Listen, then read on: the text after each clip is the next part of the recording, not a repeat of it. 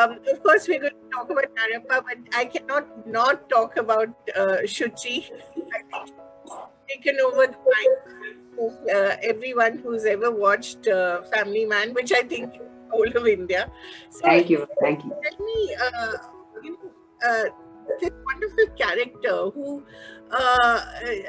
is unapologetic, who's very bright, who's very focused, is a super mom, does everything right.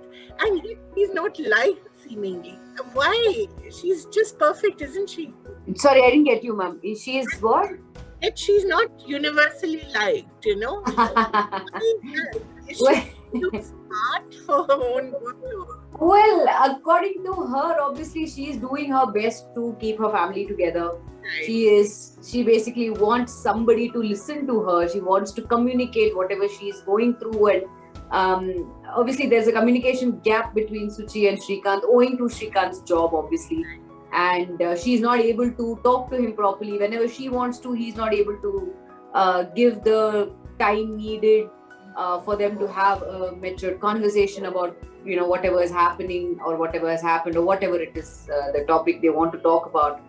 So she goes to any lengths to sort of save the marriage, and I think she sort of even goes to the extent of going to a counselor to see to it that she has to find at least if there is some common solution where she can come up or they can come up, thinking that the counselor would be the right choice, but Srikanth dismisses that, also saying it's all frivolous and it's not needed. And then she goes to the extent of saying that the marriage is a sham, and quickly looks up on his quickly looks it up, and he doesn't know the meaning of it. And so I feel that she is right in her own way, he is right in his own way, but why this difference, God only knows. I mean, I think it is something which obviously they should be working out, which I'm hoping that they will work out.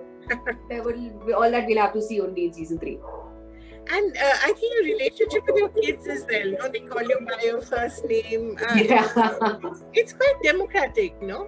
Yeah, I mean, I do agree that a lot of, I have also come across a lot of families where, some of the kids, they address their parents they call them by their name, which is completely fine. I mean, even in my own family, it is my cousins, they call my niece and nephew, sometimes they address my cousins as, by their names. It's just, albeit it might be just for that split second that they, call them out by their name, and obviously immediately they get reprimanded saying, don't call me by my name, call me by dad or mom or whatever. So I think that is also, in a way, it's a cute relationship. I mean, in the series, obviously, I'm talking about, I think it's a very cute relationship between the three of them, that is Dhriti, Atharv and Suchi, and especially where Atharv calls her Suchi more. Suchi, I want to do the Suchi, that Suchi, this Suchi, that. So I think obviously a mother and a son's bond is, mother and I always believe that a mother and a son are really close, and a father and a daughter are really, really close. And I think that is and you also get to see the different dynamics in the story also, where Atharv sort of, he does anything and everything to impress the parents a little more than Dhriti. She's more like this teenager who's growing up, and tantrums of a teenager is happening, whereas Atharv is this. Oh, sorry, can you hear me? Yeah, I can. Okay, because the power just went, I think. I hope it does log off. No, I think we're safe. Yeah. Okay. So, so in a way, I can definitely say that Atharv is one person who is sort of, this cute boy who wants to impress his parents at any cost. So that, he gets what he wants, because he sort of, after the clinic thing, he sort of sees this hypnotic thing, and he wants to hypnotize everybody. Apart from that, he also wants to try out new musical instruments and things like that. So that is there, that he's trying to impress both the father and mother. So he's, being himself, he's being cute, and he's being loved by, he does all these cute things to impress the parents and things like that. And on the other hand, Dhriti is there, where right from season 1, she sort of knows that there is something. She also sort of like has an inclination that there's something wrong between the parents. They're not what they were, and probably in season 2, the communication gap has grown more, and they just talk in like a single sentence to each other. They're not what they were before, probably. So she also senses the tension between the two of them, and so all that is there. So I think it's a nice dynamics between there that Raj sir and DK sir has got out between Suchi and the kids also. Priyamani, you've done so many characters across so many languages, industries. I mean, you're like this person who moves from one industry to another with so much ease. And you pick up the languages so well. And what is it that interests you? I mean, what is it that strikes you when a role is offered to you? What is it that you're looking for? I basically see what the whole movie is all about. And in that, what my character is all about. And if the director is able to convince me that, if I'm able to hold on to the whole story, if I'm convinced that, yes, this movie is, I mean, somewhere down the line, your gut feeling says it all, that, this movie is good, or, it's not as convincing as I thought it would be. Because sometimes what they do is, yes, I do also ask them to send me a synopsis. And based on the synopsis, if I like it, I'll definitely ask for a proper narration. Right. If not, also, if I find it confusing, I ask for a narration. And through the narration, be it even if it is for like 10 minutes or half an hour or 2 hours or whatever, if I'm really convinced that, the movie is good and my character is good, I'll definitely do it. Otherwise, I won't. Right. And from say Ravan to Narappa now to Family Man, it's a variety of roles. So it's not that you're always looking for a lead role, which I find so fascinating about your career. You're able to move from lead roles to character roles to lead roles again with so much ease. It's very rare, isn't it? Well, I can definitely say that earlier in my career, yes, I probably focused more on being a lead. Your traditional heroine, Yeah, because I think at that point of time, it was a thing in the industry that, if you're the lead, if you play the lead, you're bound to get more recognition, get more, you're bound to be seen more, you're bound to, get offers more. Well, that is there even now also. I won't say it's not, but I think the vision of the industry has completely changed. Even the audience's vision has also changed as to how they want to see the actor, or even how the industry wants to portray the particular person in whatever movie they're casting. So I feel that right now, like, important roles are being written for girls and for men also equally. They're being written. So which is why I think we've been casted for whichever roles that, we've been approached for. And so I'm really happy that, it's growing, and, they are growing. And because earlier, obviously, it used to be that, once a heroine got married, especially in the South, I'm saying, because I have seen it, which is why I'm saying, like, especially before, even if you get married, it probably would be the end of your career. Unless if you want to make a comeback, which a lot of people have, and once they do, it's like either you don't get the main lead, but you get to play a sister's role or a sister-in-law's role or something like that. Whereas right now, it is not like that, it is. And okay, let me put it this way. I think once you get married, it's each person's priority what you want to do. I mean, you want to working, you want to continue working, you can. If you want to give it up and or take a break, as they say, and then focus more on the family life, well and good. I mean, it's each person's opinion to them, their own. I mean, it's each to their own.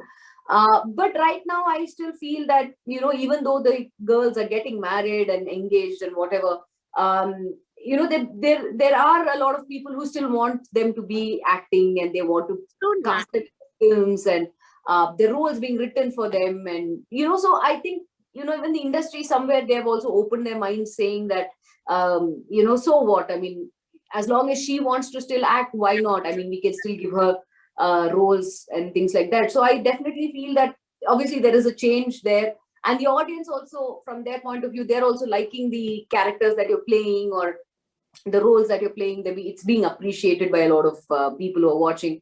So I think all of their minds are slowly opening up, and it'll only become better from here. Last night I was watching your item song, as it's called, in Chennai Express. Express, yeah. My God, you're just amazing. I can't think that that's the same person as Suchi, Thank you. What an amazing range you have. You obviously are you classically trained as a dancer? No, really? I'm not trained per se, but yes, I have attended a lot of classes. I'm very passionate about dancing. So I have learned salsa, I have gone for freestyle dancing. So I think my love and my passion for dance is what is just, because right from a very young age, I was very interested in all the activities in school. So anything regarding dance, I used to be the first person to literally jump and be a part of the programs with anything to do with dance and things like that. So I think that's what has helped me. Let's talk a little about Narappa, Priya. What is it all about? What's your character, and why did you choose it? I know Venkatesh, huge star. I know it's always nice to be with a big male star. At least he gets to carry the burden of the film. No, you don't feel. Do you feel that? Well, yes, I will definitely say that it is sort of like a 70-30. That is 70%. So Venki sir has carried the movie on his shoulder. But yes, I would definitely say that it's not just a character in the film or thing.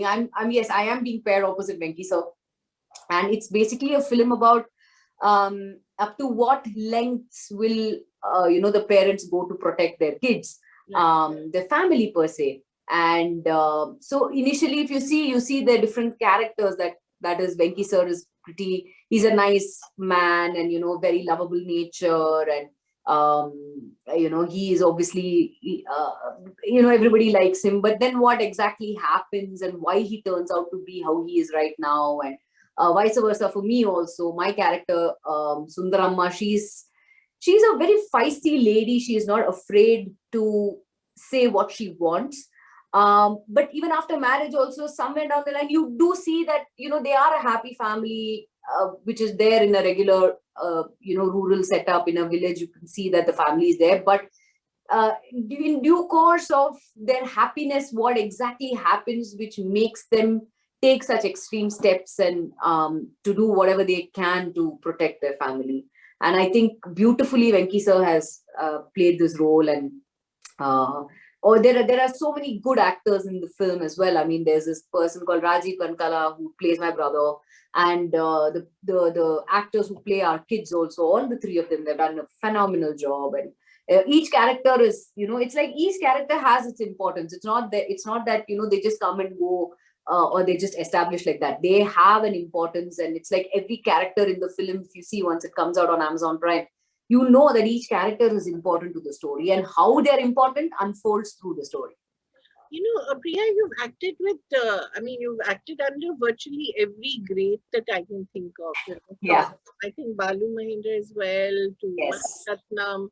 Yes. Raj and DK are the current maestros. They Yes. have such an amazing sense of. So, what is it? Do you look for that, or you just got lucky? They all wanted you. I think I'm just extremely lucky and fortunate that I got to work with the big guns right from the start. Because my very first film was with Mr. Bharti Raja, who's the legend. Legend. My second film was with Balu Mahendra sir, who's also another legend in his own right. Then was Mani sir, then was Ram Gopal Verma, then was Amir sir, then Puri Jagannath sir, and obviously Rajamouli sir. So, and even in Malayalam also, if you see, I've worked with Ranjit sir, I've worked with Vinayan sir. So I think I just like to thank my stars, and I'm really, really lucky that I got to work with such big directors right from the start. I mean, throughout, and obviously currently in the current favorites, Raj sir and DK sir right now. So I think I'm really fortunate and happy that I'm getting to work with such fabulous directors. I mean, I'm not saying that the others are not. Even Amir sir is a fabulous director. I mean, and there are so many other directors. I mean, there are directors who I've worked with it turned out to be that the project is their first time they're directing. But even though, I mean, their vision is really strong, and they're very focused. They know how the character is supposed to be and things like that. So, but yes, I can definitely say that I have a lot of feathers in my cap, that I got to work with a lot of established and big directors right from the start. And it must have really helped you in your craft and helped you in building your characters. Each person has a different kind of vision, and it must have all added up.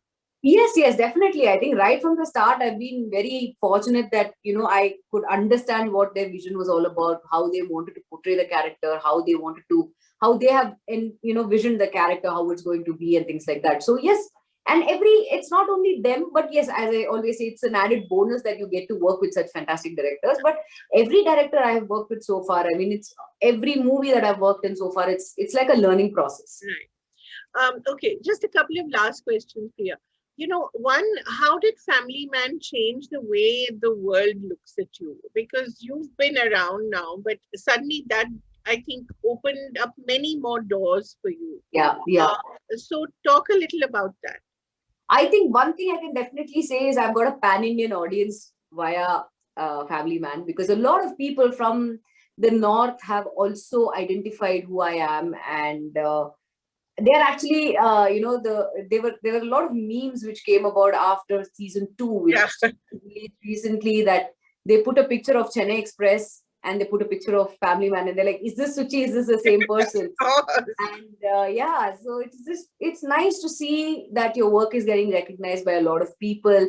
Yes, a lot of people from the Mumbai industry also have sent messages saying that they've absolutely loved the character, they've loved the series as such, and they've tagged all of us and things like that. So it's obviously a great thing to know that people are actually noticing the work, they're noticing the body of work, and through that, if you're getting more offers, why not? I mean, there's nothing wrong in getting work in the other industries as well. But yeah, saying you're in Mumbai, Priya? I live in Mumbai, yes. Okay, but are you doing more work in Mumbai now? Yes, I am doing, but I'm just taking it one step at a time. I'm not like jumping into each and every offer that comes my way. So I'm taking it slow and just seeing where it takes me. Yeah, you're not in any hurry. Not at all. And Priya, I wanted to ask you, what language do you actually speak? Because you seem to speak every language so beautifully. Basically, I'm a Tamilian, but since I'm from Palakkad, so we Tamilayers, but we speak a lot of the Tamil that we speak has got a lot of Malayalam mix in it. Right. And since I was settled in Bangalore, I speak Kannada also. I can read and write Kannada. Malayalam I can speak. I can't read or write, but I can speak because we've got Malayalam mixed in our Tamil, and I can, I started talking to people, and that's how I picked up Malayalam. And same goes to Telugu also. I started speaking Telugu right from my first movie. Right. And Hindi, well, it was my second language in school, so I can read and write Hindi as well. Amazing. And of course, English. And is it true you're actually related to Vidya, or is that you? No, it is true. It is true. We're second cousins. Okay. So do you exchange notes sometimes about no? She has her own world and you have your own. She's happy and busy and doing extremely well for herself in her own world, as am I. So right. Yeah. What next for you, Priya? Where can we expect you, apart from season 3, of course, which we're all looking for? Apart from season 3, I have another Telugu film which is ready for release. It's called Virata Parvam with Rana, and then I have Maidan with Aggressor. Wow. And then I have a couple of 2-3 pan-Indian projects as well. Okay. But because of the pandemic, we've not started that as yet. Right. And then yes, I've also verbally said yes to another web series, but that probably closer to the shooting date, we can talk more about it. Wonderful. And when do you start shooting season 3? When does Suchi return to Lonavala? Well, I don't know whether she'll return to Lonavala or not, but season 3, well, I don't know, but at the moment, I think they're still in the scripting stages. Right. It's so wonderful because I think, Priya, you bring so much energy and such a lovely presence to the screen. I don't know how to describe it, but it's a really, it's something so joyous. You just look so happy when you're on screen. That Thank you so much. As a huge compliment, ma'am. Thank you so much. And it Means a lot. translates to the audience, and I think they also feel happy looking at you, watching you. I think that's the way I can describe you as an actor. And I Thank you so much. try Means to a get lot. cast by such wonderful directors. So much, and what a pleasure to Thank speak to you. All the very best. you, ma'am. Thank you so much. Means a lot. Thank you. Thank you.